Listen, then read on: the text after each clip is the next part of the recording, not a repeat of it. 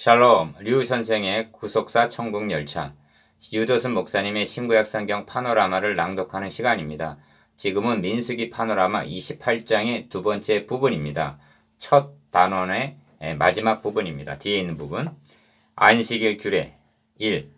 둘째가 안식일에는 구절 상반절 하고 안식일에 드릴 것을 말씀하십니다. 어찌하여 안식일에 흠없는 수양 둘과 소제와 번제를 드려야만 하는가? 구절 하반절. 안식일은 쉬는 날이 아닌가? 창세기 2장에서는 하나님이 지으시던 일이 일곱째 날이 이를 때 마치니 그 지으시던 일이 다함으로 일곱째 날에 안식하시니라 하십니다. 창세기 2장 2절. 그렇다면 마지막 날에 지음받은 사람은 무슨 일을 시작하기 전에 먼저 안식부터 누렸다는 것이 됩니다.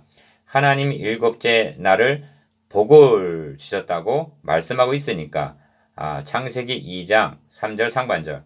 인간은 하나님 주신 복부터 먼저 받은 것입니다. 이것입니다. 어떤 경우에도 인간의 의무가 먼저가 아닙니다. 하나님이 해주신 사랑, 은혜가 먼저입니다. 2. 그런데 문제는 첫 창조의 안식과 복이 사탄에 의해서 파괴당했다는 것입니다. 그러므로 창세기 3장에서는 복 대신에 저주가 임하고 안식이 아니라 종신토록 수고하여야 그 소산을 먹으리라. 창세기 3장 17절이라고 한 수고의 무거운 짐을 지게 된 것입니다. 그리하여 죽기를 무서워함으로 일생에 매어 종로로 타는 모든 자들이 되고 말았고 히브리서 2장 15절.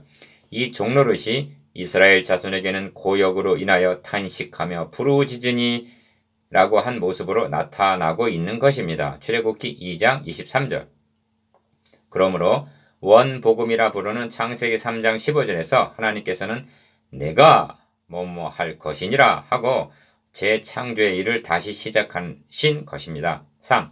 이런 맥락으로 볼 때 안식일에는 1년이 되고 흠없는 수양 둘을 드리라는 말씀은 9절 창조 원리와 결부된 것이 아니라 구속 원리와 결부된 규례임을 깨달아야만 하는 것입니다. 만일 안식이 깨어지지 않았다면 제물을 드리는 일은 필요치가 않았을 것입니다.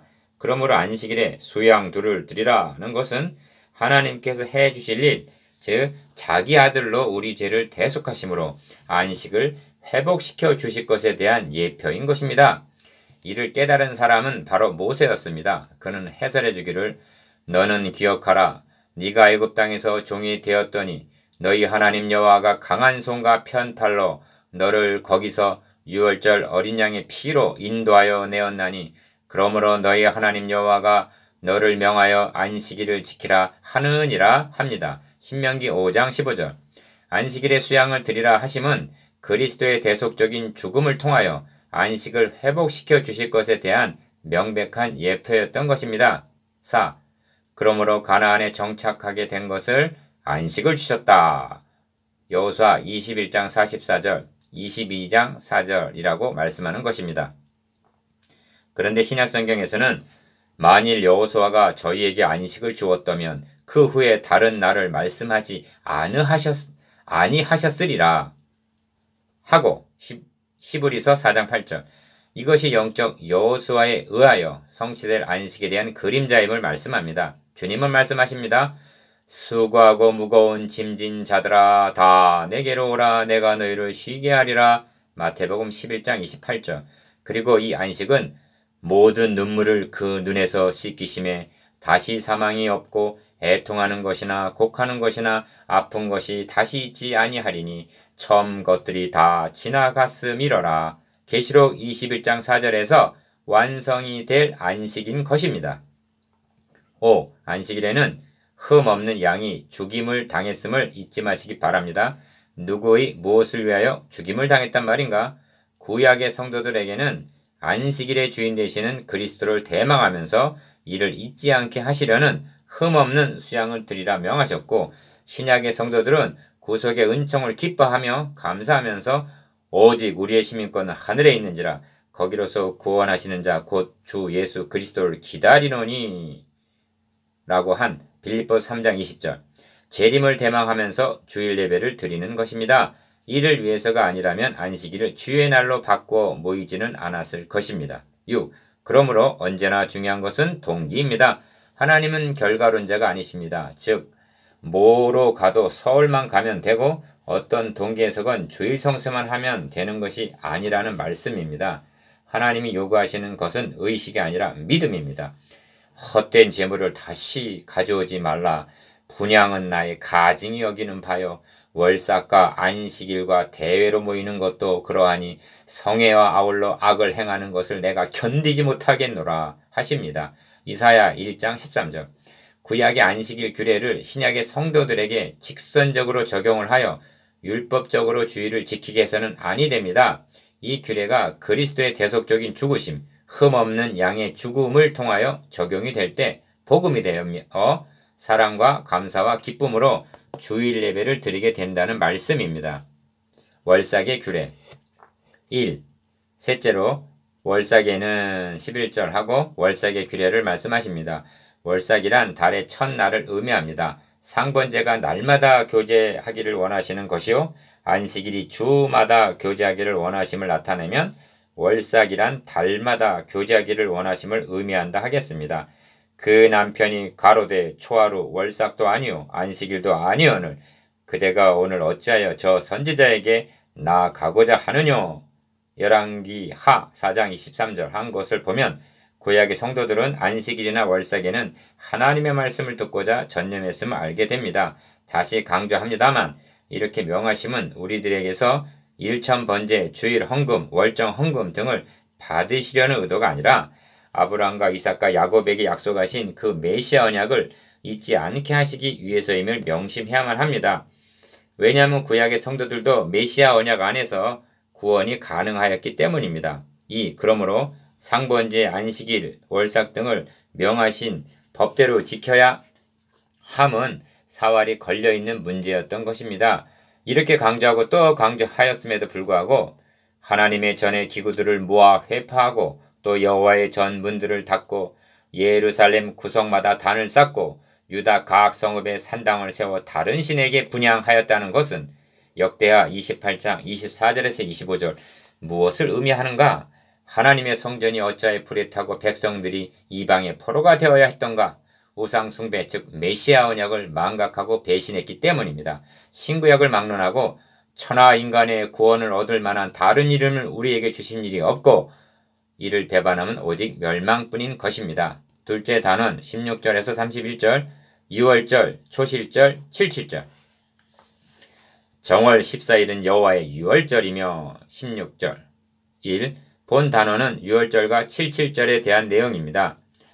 먼저 정월 14일은 여호와의 유월절이며 하십니다. 본래 이날은 민간역으로 7월입니다. 그런데 하나님께서 이 달로 너희에게 달의 시작 곧 해의 첫 달이 되게 하라 명하셔서 출애굽기 12장 2절 정월이 된 것입니다. 말하자면 거듭난 생일인 셈입니다. 유월절은 그리스도께서 유월절 양이 되시어 성취하실 때까지 너희는 이 일을 규례로 삼아 너희와 너희 자손이 영원히 지킬 것이니 너희는 여호와께서 허락하신 대로 너희에게 주시는 땅에 이를 때 이 예식을 지킬 것이라 하십니다. 출애굽기 12장 24절에서 25절. 이제 가나안 문턱에 이르러 재차 다짐하시는 것입니다. 2. 또 그 달 15일부터는 절일이니 7일 동안 무교병을 먹을 것이며 합니다. 17절. 유월절은 정월 14일 저녁뿐이고 다음 날부터는 누룩 없는 떡을 먹는 무교절입니다. 이는 우리의 구속이 단번에 성취되었음을 나타내면서 구속함을 얻은 성도들이 누룩 없는 즉 내가 거룩하니 너희도 거룩할지니라 하신 성별의 삶을 살아야 할 것을 의미합니다. 얼마나 명백한 진리입니까? 유월절과 무교절 1. 77절 처음 익은 열매 드리는 날에 합니다. 26절 상반절 77절이란 7안식일 레위기 23장 15절 곧 7 곱하기 7에서 유래된 것으로 오순절의 별명입니다. 이 시기는 처음 익은 열매를 새 소재로 드리는 때이므로 이를 초실절이라고도 합니다. 그러므로 초실절의 의미도 놓쳐서는 아니 되는 것입니다. 이 77절에 대한 구속사적 의미를 깨닫기 위해서는 레위기 23장으로 가보아야만 합니다. 2. 위선 너희의 곡물의 첫 이삭 한 단을 제사장에게로 가져갈 것이요 제사장은 여호와 앞에 연락되도록 흔들되 안식일 이튿날에 흔들 것이며 합니다. 10절에서 11절. 어찌하여 첫 이삭을 안식일 이튿날에 흔들라 하시는가? 이는 그리스도께서 죽은 자 가운데서 다시 살아 잠자는 자들의 첫 열매가 되실 것에 대한 상징입니다. 고린도전서 15장 20절.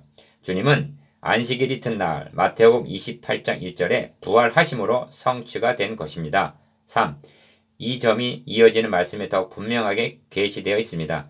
안식일 이튿날 곧 너희가 요제로 단 첫 이삭을 가져온 날부터 세어서 7안식일의 수요를 채우고 제7안식일 이튿날까지 합 50일을 계수하여 새 소재를 여호와께 드리라 하십니다. 15절에서 16절. 이것이 오순절인데 오순절은 첫 열매, 즉 주님의 부활로부터 50일이 되는 날이요. 이 날에 성령이 강림하심으로 탄생한 신학교회가 곧 새 소재입니다. 4. 본장을 마치기 전에 다시 강조하고자 하는 바는 상번제, 속죄제, 안식일, 월삭, 유월절, 칠칠절 때는 예외 없이 흠없는 양이 죽임을 당했다는 사실입니다. 이것이 세상죄를 지고 가는 하나님의 어린 양에 대한 그림자가 아니라면 무슨 의미가 있단 말입니까? 주님이 담당하신 십자가에는 하나님의 이름을 영화롭게 해드린 번제와 우리의 죄를 위한 속죄제와 대신 죽으심의 유월절 양의 의미가 있는 것입니다. 그러므로 이제는 구속함을 얻은 우리가 소극적으로 죄를 멀리하는 것만이 아니라 적극적으로 하나님 아버지의 이름을 거룩하게 해드리는 번제의 삶을 살아야만 하는 것입니다.